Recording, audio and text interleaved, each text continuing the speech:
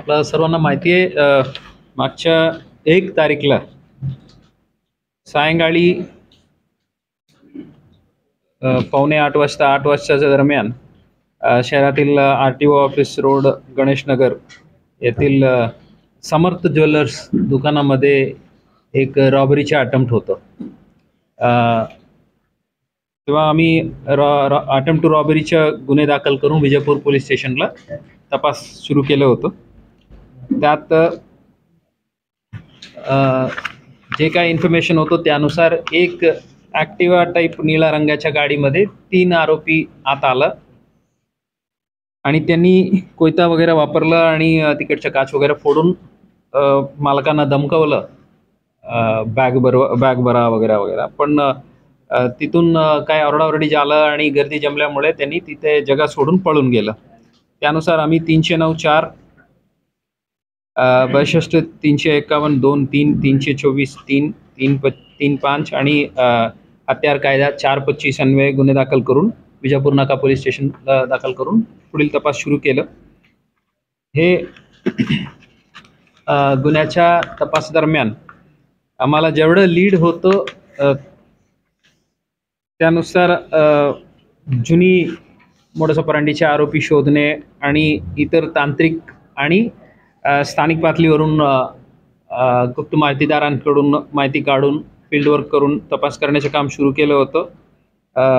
DCP zone Shri Kabade, DCP crime Shrimati Patil, DCP traffic Shri Hasan आणि त्यांच्या सर्व टीमनी पूर्णपणे म्हणजे अगदी ट्रॅफिकच्याही अंमलदार यात ते त्या रेसम्बलिंग वाहनबद्दल माहिती गोळा करणे आणि क्राईम आणि लोकल पोलीस स्टेशनच्या सर्व पोलीस स्टेशनच्या DB आम्ही वापरून शोध मोहीम काढलं होतो. तो सर्वांना माहितीच आहे. त्यानुसार आता गुन्हे डिटेक्ट होऊन त्यात आतापर्यंत 5 आरोपी ताब्यात घेतलेले आहेत. यात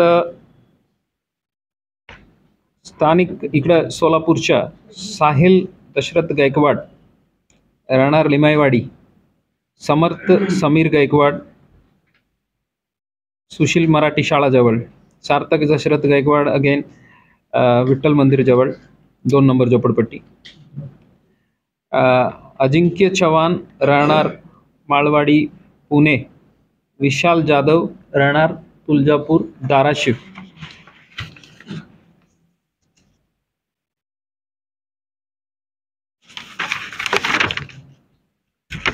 अनिकेत पांडुरंग गायकवाड असा आणखी आरोपी आहे.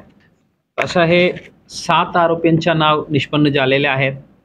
त्यापैकी एक आरोपी विधी संघर्ष बालक आहे, जे 5 आता ताब्यात घेतलेले आहेत. त्यापैकी हे सर्वांना आज कोर्टासमोर हजर केलेले आहेत आणि 10 तारीखपर्यंत पोलीस कस्टडी मिळालेल्या आहेत.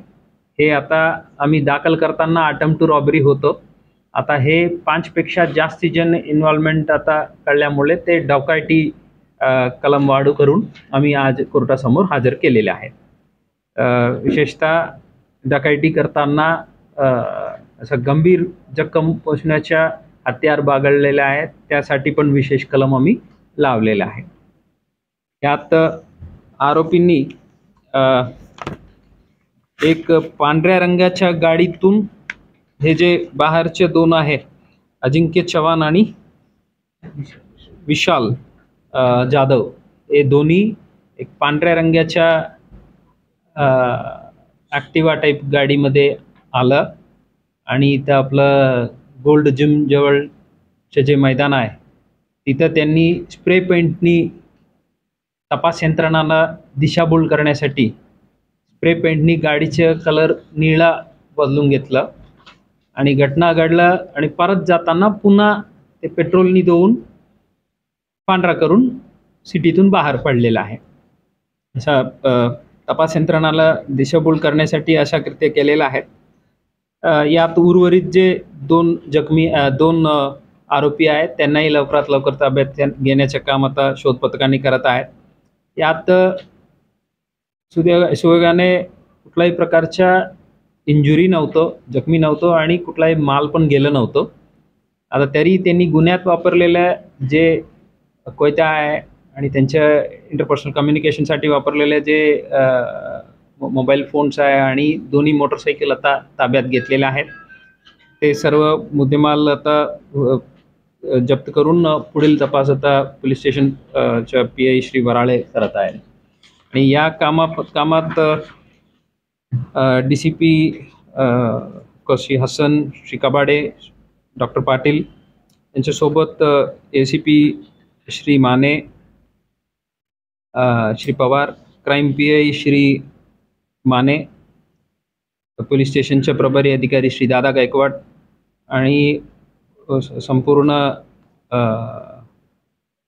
क्राईम ब्रांचचे सर्व अधिकारी श्री केडकर, श्री दायगुडे, जय पाटील, श्री निलेश पाटील सोनवणे, तुकाराम गाडगे, दत्ता काळे, मुकेश गायकवाड PSI आणि अशा 6 सर्व टीम्सनी अत्यंत मेहनत घेऊन अशा एक जे ब्लाइंड केस होतो ते आज डिटेक्ट करून आणलेलं आहे. याचा अतिरिक्त माहिती अशा आहे, यापैकी 2 आरोपी अजिंक्य आणि विशाल, अजिंक्य आणि समर्थ हे दोन्ही बळसंग पोलीस स्टेशनला 1 महिन्या अगोदर एक पेट्रोल पंपाचाही लूट केलेला आहे. तिथेही रॉबरीचे गुन्हे दाखल आहे. आता तेही सोबतच डिटेक्ट झालेले आहेत. आता आमच्या तपास